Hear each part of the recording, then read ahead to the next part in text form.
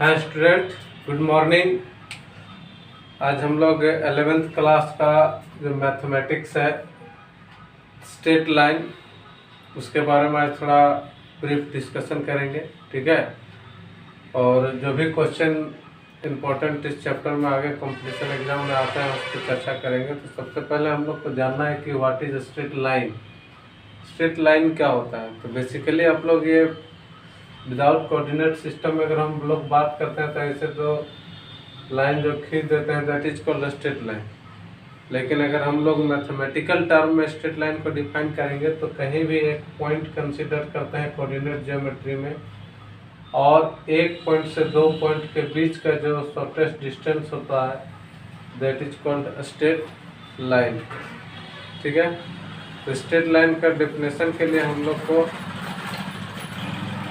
क्या जानना है कि कोऑर्डिनेट सिस्टम को जानना है। सबसे पहले कोऑर्डिनेट सिस्टम मीन्स आपका हो गया x और ये हो गया y। ठीक है। तो x और y कोऑर्डिनेट में से हमको ये जानना है कि अगर कहीं यहाँ एक पॉइंट A है, दूसरा पॉइंट मान लीजिए सपोज B यहाँ पे है, और ये दोनों पॉइंट को ज्वाइनिंग करने वाला जो लाइन होगा that is called straight line. तो जब भी कोई लाइन इस तरह का होगा तो इसमें बहुत सारा कंडीशंस डेवलप होगा कि ये जो लाइन है ये परपेंडिकुलर है, पैरेलल है, यानी कि कोऑर्डिनेट एक्सेस के साथ वो डेफिनेटली वो जो है इंटरसेक्ट करेगा, आइदर वन एक्सेस के साथ आइदर बोथ एक्सेस के साथ। एक एक्सेस के साथ भी वो इंटरेक्ट कर सकती है। जैसे अगर इस लाइन को अगर हम यहीं तक प्रोजेक्ट किए हैं तो यहाँ आपको दिख रहा होगा इस पॉइंट पे जो है इंटरसेक्ट किया हो, लेकिन इसी को अगर हम लोग फर्दर आगे बढ़ाएंगे तो पता चलेगा कि ये एक्स के नेगेटिव साइड को भी कहीं पे कट कर रहा है इस पॉइंट पे।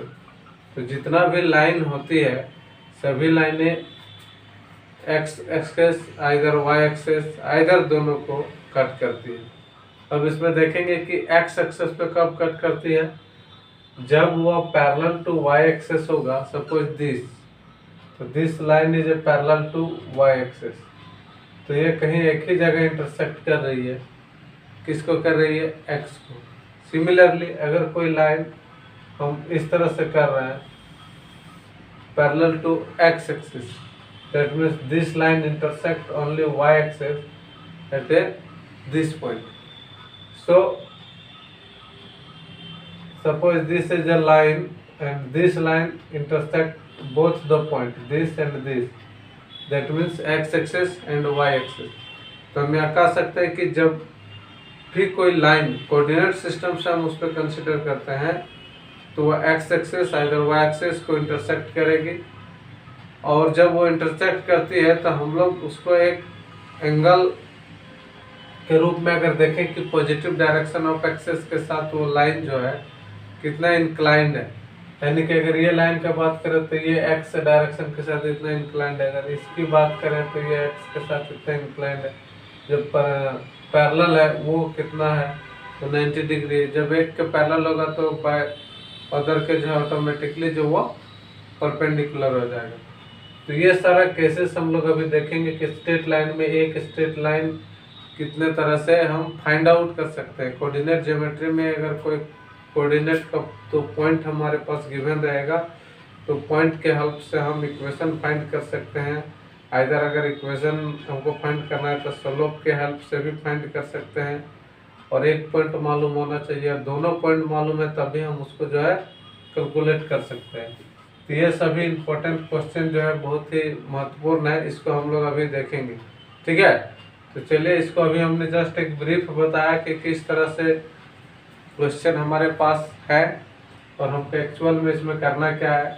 ये कोऑर्डिनेट ज्योमेट्री का स्ट्रेट लाइन बहुत ही इंपॉर्टेंट चैप्टर है जो आपके 11th में या पॉलिटेक्निक के कोर्स में जो है बच्चों को पढ़ना होता है, और ये बहुत पॉलिटेक्निक एंट्रेंस के कॉम्पिटिटिव एग्जाम में भी ये आते हैं। और तो इसका जब हाई लेवल पे आप जाएंगे तो इसको जो है आपका जेई वगैरह में भी इसका क्वेश्चन जो है बहुत महत्वपूर्ण रहता है जो पूछा जाता है। और ऐसे अगर आप देखें तो बहुत इजी चैप्टर है, बस आपको कोऑर्डिनेट पे कमांड थोड़ा अच्छा से करना है। कोऑर्डिनेट पे अगर आप कमांड कर लेते हैं तो निश्चित रूप से इसमें जो है आप अच्छा स्कोरिंग कर सकते हैं और अच्छा मार्क्स इसमें ला सकते हैं। ठीक है, तो हम लोग फिर से देखते हैं। चलिए, अभी तो हमने जस्ट आपको बेसिक बताया, हम लोग एक एक क्वेश्चन पर पे आते हैं, है ना। चलिए ठीक, थैंक यू।